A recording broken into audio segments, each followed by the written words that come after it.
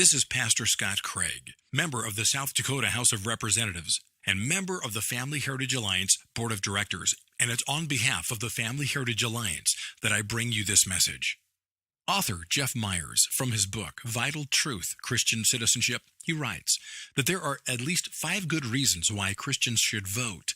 First, it is because God has granted us authority. Now, all authority belongs to God, but He has put human beings on earth as caretakers, and according to Jesus, we are to go out and make disciples of all nations. That includes our own.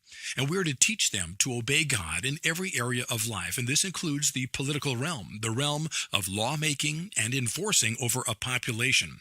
Second, we need to stand against evil. St. Augustine said, "Those who are citizens of God's kingdom are best equipped to be citizens of the kingdom of man. The alternative is unthinkable." In the 20th century, atheistic and secular humanistic leaders gained control of nations all across Europe, Asia, and Africa. What was the result? According to historian R.J. Rummel, almost 170 million men, women, and children were brutally murdered by these governments, all in the name of human progress.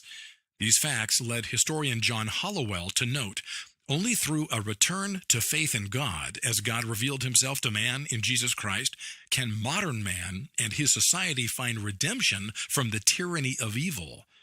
Third, Christian values contribute positively to society. The Bible's solutions make sense. It is Christian involvement in government through the ages that gave us hospitals, civil liberties, abolition of slavery, modern science, the elevation of women, regard for human life, great works of art and literature, a workable system of justice, education for common people, the free enterprise system, and much, much more. And when we see the good that results from applying God's principles and the horror that results from rejecting them, doesn't it seem cruel and irresponsible to keep Jesus' teachings about truth, love, and compassion to ourselves? At very least, we should vote to keep out of office those who attempt to oppose God's authority. Fourth, obedience to authority demands good citizenship. Paul in Romans chapter 13 clearly states that we must obey governmental leaders. Well, here's the catch. In America, the people are the leaders. Here, at least, we express our obedience to God by exercising our rights and privileges as citizens, and that means voting. Fifth, good citizenship sets an example for generations to come. Those who apply God's principles to government pave the way for generations of blessing. In 1768, a Christian minister named John Witherspoon, he became president of the College of New Jersey, now called Princeton. And while he was there, he taught biblical principles of government to his students. And of the 478 young men who were graduated during his tenure, 114 became ministers, 13 became state governors, 3 became U.S. Supreme Court judges, 20 became U.S. senators, 33 became U.S. congressmen, Aaron Burr Jr. became vice president, James Madison became president. And it was John Witherspoon with many of his students that not only signed the Declaration of Independence, but went on to lead in the American Revolution. Now, as a citizen of heaven and a citizen of earth, would you take right ground as a leader of this country, as we the people?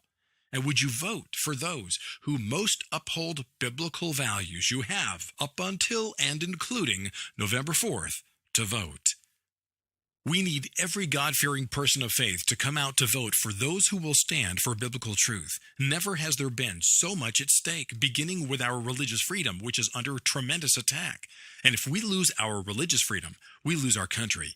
You've heard, no doubt, about the pastors targeted in Houston for their biblical stance on marriage, threatened with fines and imprisonment if they don't comply with the mayor's subpoena demanding that they turn in their sermons and every correspondence to their church members on the subject of homosexuality and gender identity. Pastors, you need to convey to your people the importance and consequences of their voting or refusal to vote.